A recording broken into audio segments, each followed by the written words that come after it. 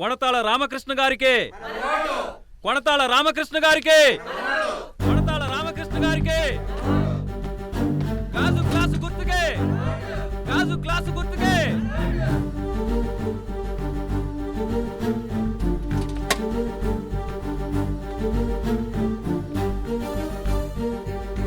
ఎక్కడికి వెళ్తున్నారు మావయ్య? ప్రచారానికి వెళ్తున్నాను. ఈ వయసులో మీకు అవసరమా?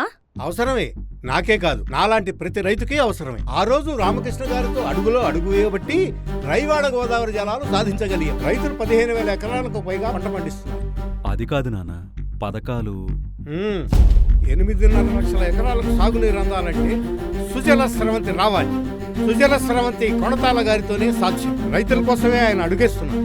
కొణతాల రామకృష్ణ గారితో అడుగులో అడుగు వేయటమే రైతుల బాధ్యత.